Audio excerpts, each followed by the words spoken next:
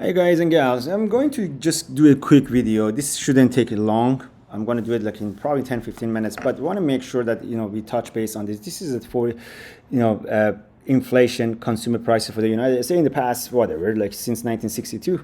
You see the 1980-81, and then you see the decline, and now how we're just making higher, low, higher, high, and the trend change.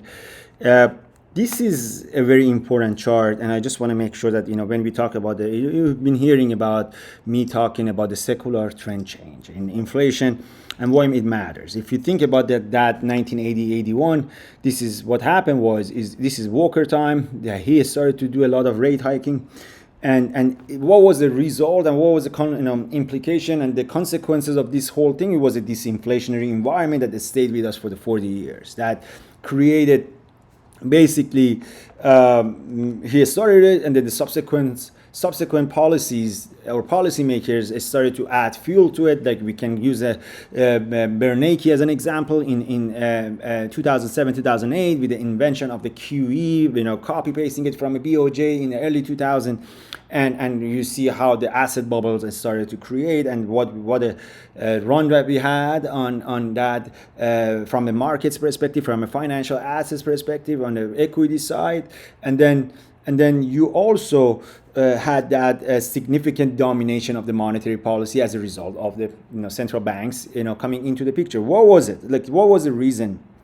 The subsequent policy, when I say makers, it happened when all these central banks started to become an institutionalization happened. Institutionalization happened that they became an independent party. And then when they became independent party, basically that independence resulted in adaptation of the inflation targeting phenomena, that you are going to target that 2% inflation. We are going to get that inflation above 2%. That was the mandate for years. And then they never got it. They got it, but they overshoot to 10%, and now the mandate is to bring it back below 2%. So, but it's bigger than that. What was the reason? All this global, when you think about it from a macro volatility and the globalization, that was the main reason that we started to have a lot of a disinflationary environment. And that was happening through the technology and innovation, which was also the result of that monetary policy, and the money goes through the a lot of big corporations, significant dollar printing, unlimited trial and errors, and this is disinflationary, right? Because you're at the end of the day, with all the innovation technology, when you have significant amount of resources on a cheap dollar printing, gives you the buffer to bring that idea into reality, from intangible to tangible, and you get Amazon, you get Tesla, and these are all inflation. The disinflationary from a corporation side, because your costs eventually go down, your margin starts to grow, and corporations become bigger and bigger. And then you see Apple, you see Tesla, you see all these names, and even you see those tier 2 names. This is the result of what happened. So I take you back from the 1980-81 all the way to what we are having right now, and that's secular trend change. So this is more of a structural shift than anything else, in my opinion. So the question is now, is the central banks, or are the central banks around the world going to be able to control the inflation? My assumption is no. Even in the short term, they can manually come and shut down the demand side and take us to the recession. But this is bigger than that. I do think that the inflation is going to stay with us for the longest time. If you think about it from macro volatility, all these things that we've been seeing, from a pandemic to the war, Russia-Ukraine situation, and from everything that helped the disinflation to stay for the longest time, is right now losing their power. A lot of the times these enabled, they manifested in a way that I don't want to get into the populism and things like that, but all these ingredients eventually created that populism. If you think about it right now, as we're going into this election, regardless of who is going to win this, like either is it going to be the left or right, is it going to be basically the Democrats or Republicans, like think about the GOP and how what they think, and in terms of the nationalism, less immigrations, abortion, and how these all going to be inflationary at the end of the day, and how the Democrats looking at the things like basically by fiscal significant dollar printing into direct spending into the economy, public spending, and which empower the labor side, and then that you get that unemployment sticky, everybody's got their job. So both policies regarding if you're supporting the left or right, at the end of the day, in a bigger picture, both are inflationary, right? And then you have so much money out there, and with limited supply and supply. The demand, I don't think there is going to be any time soon that we are going to see that balance between the demand side and the supply side, because and then even considering there is no war, or there is no China-Taiwan invasion, there is no Russia-Ukraine situation, it's still in in an equilibrium mode. There's so much money still out there for limited supply and of goods and services. So that chasing is always going to be there, right? I mean, it's not something that we can see at some point sooner than later. It's going to happen. I think. You think about right now, Donald Trump, he wants to go for a presidency. I'm really concerned, guys. I think, let's say if he comes out and get this thing going and get that as a candidate, and he comes out as a Republican, he gets it. And then there is a thing in U.S. election these days, they say contested election. The contested election is basically whoever loses, they can contest. That's the definition, pure and simple, right? And if let's say Trump comes out and win this against this guy inside the GOP, this guy from Florida, I can't remember his name.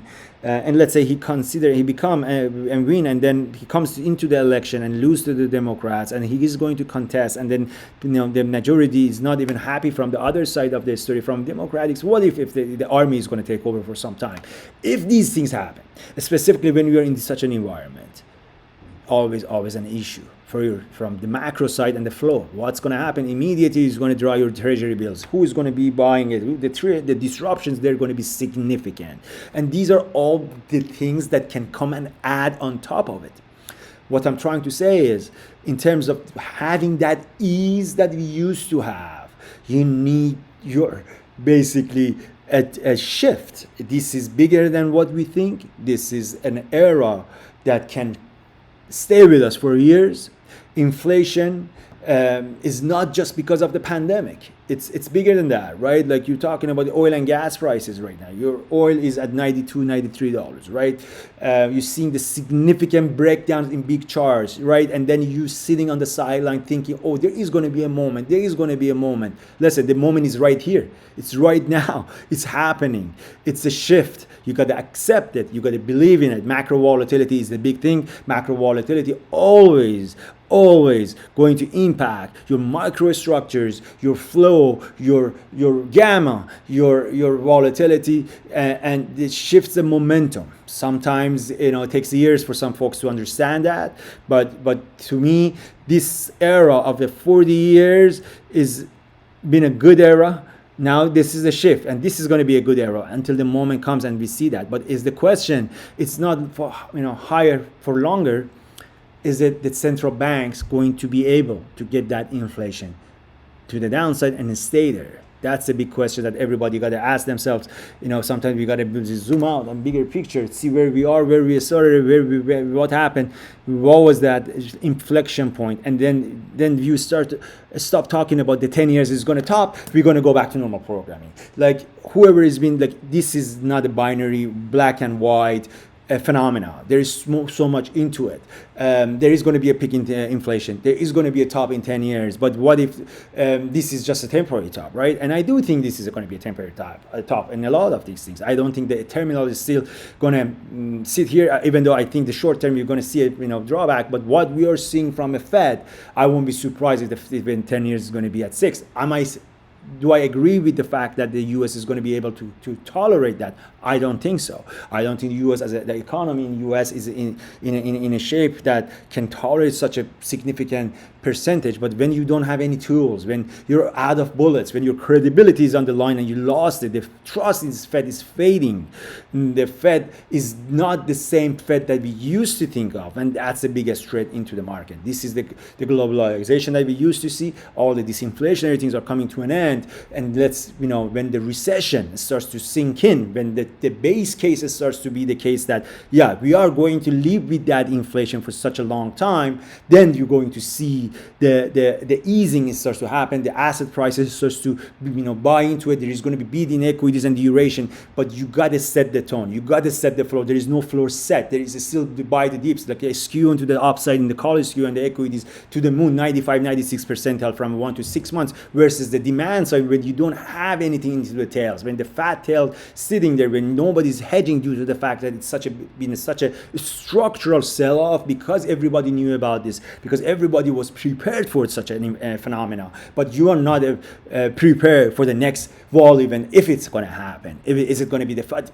policy mistakes that's going to happen? Is it going to be a war? Is it going to be something else that we are not aware of? But there is always that issue.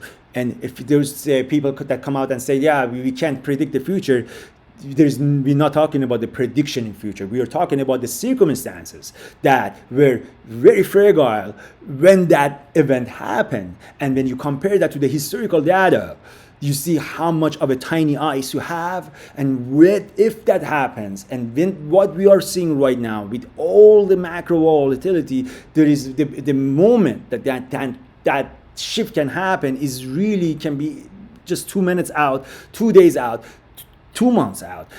And if it comes, if you were going to punch the window, right, that window wasn't going to break in that first punch, but now that window is so tiny that with just a touch, it's to your hand into the elbow, into your freaking shoulder is going to get through, and you're going to see yourself, the whole body getting to the other side of the story, because there's nothing sitting there. Just accept that, make sure that you know where you are, be a trader, trade the market, knowing your macro is always going to give you an edge on what to expect and how to trade, how to make sure if you're running a portfolio, you have to hedge that portfolio. There is nothing else other than the volatility itself that can protect that. There is no bonds anymore. The bonds hedging is out of the window. The gold's proxy is out of the window. The correlations across the asset classes is broken since pandemic. If you don't accept that after 2 years, then here we go with Amazon at $80, and everybody's thinking still Amazon can go to the all-time high. What if Amazon doesn't exist 30 years out? Who's going to give you that confidence, and who's going to promise you that Amazon should last 30 years from now?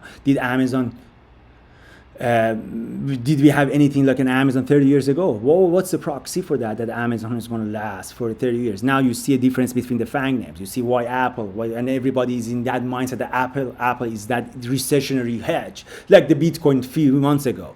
Nothing is your hedge other than the volatility. There is always a tolerances. Apple is definitely, I'm talking as using it as an example, it's a very fantastic company with the cash flow. It's a Fed itself. But when the shit starts to go down, when there is this reset, nothing is going to protect you. Have an awesome day. We'll come back and talk soon.